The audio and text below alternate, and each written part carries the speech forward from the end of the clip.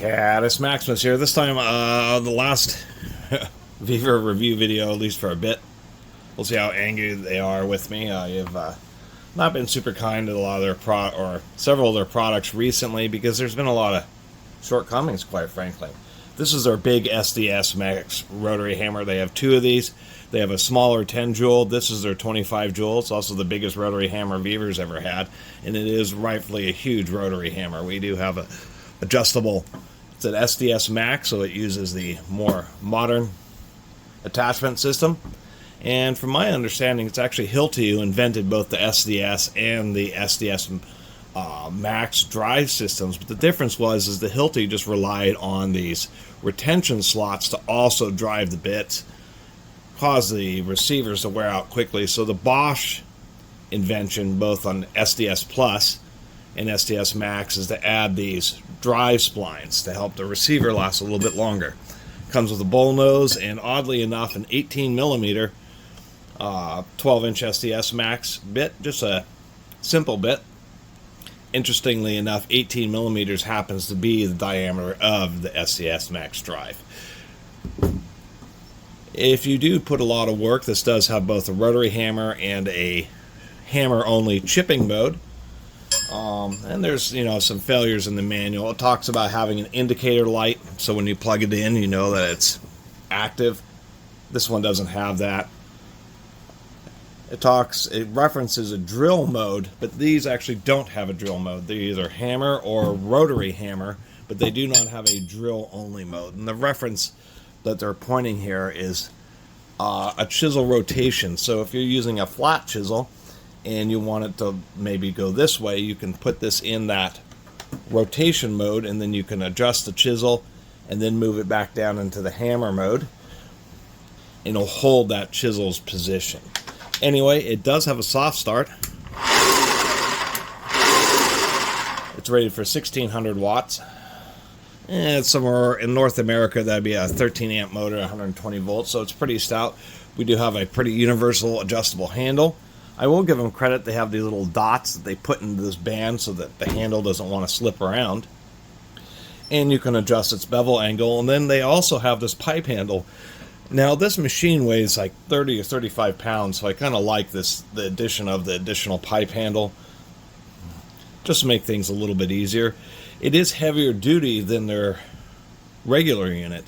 The regular unit is, or I should say their smaller SDS Max rotary hammer, is more exposed. You just have the motor bolted to the cast aluminum gearbox. In this hammer, it's the same way, but because it weighs so much, I suspect that they just quite frankly encountered some durability issues. It just weighs so darn much. So what they've done here, it's probably easier to see if I flip it around this way. Whoop. I should probably unplug that. We can see that it indeed has a die-cast aluminum body. And if we look at this yellow, so the motor, it is built like the others where it's just a motor bolted to a gearbox, but then they have this entire outer shell on it. And I suspect that's the whole purpose of this big outer shell, is simply to take a brunt of the beating and help it last a little bit longer. The only thing I really worry about is this, even though this is pretty thick, this is the access cap for putting grease in it. They did put a fair amount of grease. It comes with what is like an angle grinder, a lock nut wrench, and that's what you'd use. And so you can just put this in there like this and be able to... Oh, this thing is on here. It's a plastic cap and aluminum, so it likes to gall up and sometimes can not be so easy to remove, to tell you the truth. But at least it's pretty easy to access. You don't actually have to go in here all that often. It just depends on how much you use it. They did put a ton of grease in there. Actually, I see this cap has a lot of ribbing, so hopefully it'll hold up. There is an O-ring, and hopefully I don't splatter too much grease. And so that piston that you're seeing in there is actually what's driving the hammer. What you have is you have a piston in a cylinder, and then there's a second piece. And that second piece is called the striker. It's actually the weight that hammers. but it doesn't hit directly on the end of the bit because they have to have a way of sealing grit from getting back up into a tool, so there's an intermediate transfer pin. So as this piston goes around, it's using like an air pocket so that that striker can float, and that striker hits, delivering your impact. And then there's some gearing here to make the front end rotate.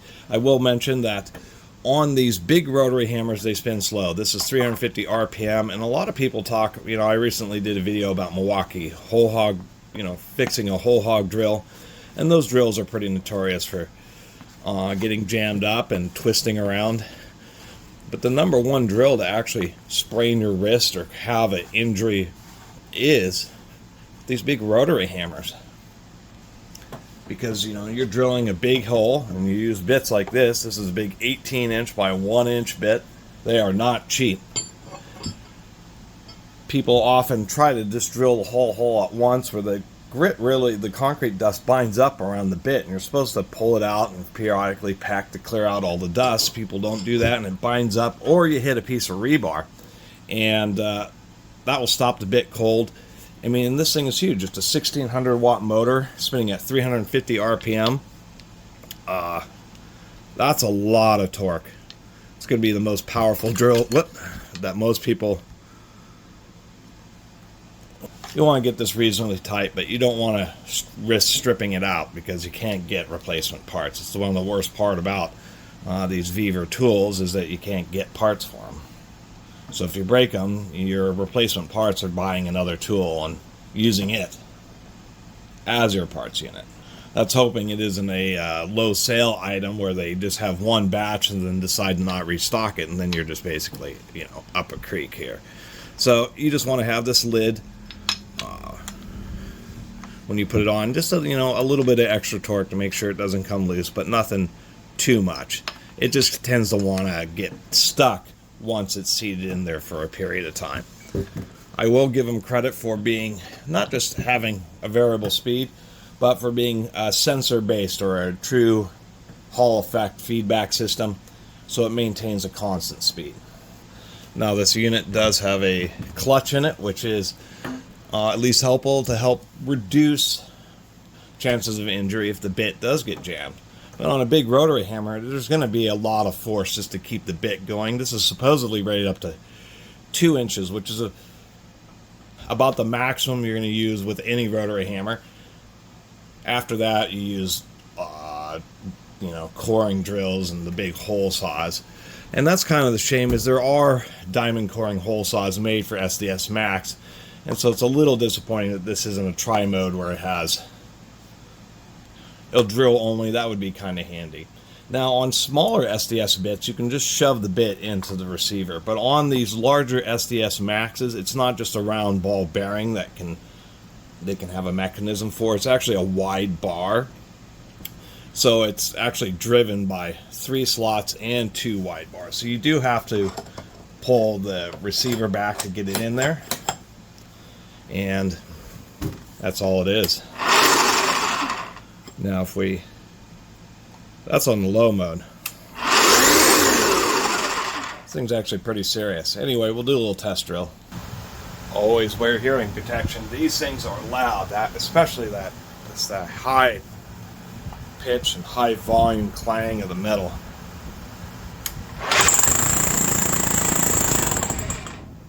And also, due to the way the tool, if you're in a vertical position like this, you don't have to press down at all. You just need to make sure that the tool stays centered. Otherwise, it has all the weight to really do everything it needs to do. It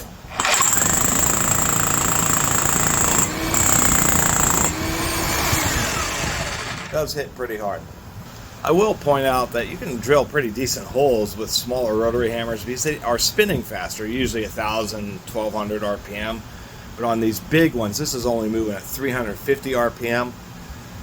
And it hits, 25 joules, about 18 foot-pounds of energy per strike. It's just hitting so hard that it's just jamming that rotary hammer bit into the wood, and then the slow rotation is just ripping out the fibers.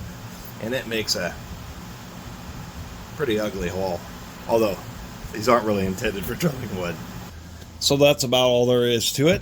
It is less than half the price for the high capacity and high power rotary hammer, then it's probably a third the price. And that's where it's kind of hard to critique it. Even with the criticisms of parts and that type of stuff, it's the cost to buy this is around the same cost to rent in most people's single projects, and then you actually have the tool. This is something you wouldn't buy if you're using a rotary hammer to put food on the table, to make a paycheck, just because the unknown longevity and being able to actually get it fixed. But in so many situations, if you're not using it, or maybe you are, a remodel contractor and that type of thing, but it just isn't super often that you need a heavier chipping hammer or rotary hammer, then it can be a good value, because then you just want to make sure you get your $200 out of it. So usually I recommend buying these for when you have a big project. Maybe you're tearing up a bunch of tile, maybe you're building the pole barn, you need to do some bigger holes for anchoring, that type of stuff, and then the tool is going to spend months or even years sitting on the shelf. That's the big optimization. We do have a hinge point here. It does have a although I admit this thing is a little bit wobbly and wonky, but it does have a spring in there, so it's actually, the vibrations are reasonably low. I guess the worst part about it, it doesn't have a trigger lock, which might be handy if you're using it in the chipping mode. If you're doing light, if you're breaking apart chimneys, lighter concrete chipping. The thing about these rotary hammers as a chipping hammer is, they're kind of heavy for that purpose, because they have to have all the extra gearing to make it rotate around. That's why there are chipping only, even the major manufacturers have what looks like the same as a normal rotary hammer, but it's a chipping hammer only, and that's really just to make them a lot lighter, because they can eliminate all that heavy extra gearing componentry. But these things will blast through brick and cinder block, that type of stuff. Quite a bit of power for that. If you're digging up tile, you get one of the big chisel bits, and you can just run along the floor and actually make quite a bit of progress with one of these. And it's a little bit lighter and smaller and more maneuverable than the actual demolition hammers, which are jackhammers but slightly smaller, so that they're meant to be used both in a horizontal or a vertical fashion. Braking hammers or pavement breakers are the big ones that are only supposed to go vertically. Anyway, I digress. I think for $200 this is okay, and a lot of people will get $200 of value out of it. If you have hard soils, more brittle rock in your soils, this is a great option, because it gives you the ability to also drill holes, and uses absolutely standard SDS-Max bits, so you can go to any home improvement store, construction supply, even like plumbing supplies. All sorts of industries where people run into needing to drill masonry or cementitious products or surfaces. And so you can easily find the SDS-Max bits, and you can get lots of high quality ones. And this one seems okay. I do like the double wall construction, where it's a self-contained tool with a big plastic cover surrounding it, kind of managing the trigger and the cord. But that ought to help a great deal with durability, because when it gets set down, this thing is pretty darn heavy. It gets even heavier with the bits, is when you get the big impacts. It isn't just denting the aluminum casing or risking cracking it or denting the motor housing. It just has this whole extra layer on it. So overall, this could be a really promising unit if they, had some common parts availability.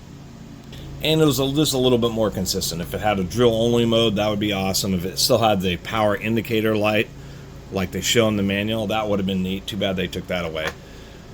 Other than that,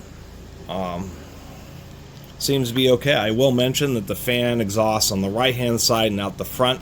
Most people are right-handed, so this tool is going to be offset on the right-hand side of their body, so they don't have a vent on the left to help reduce the amount of dust that gets blown into your face. So they did pay attention to that too.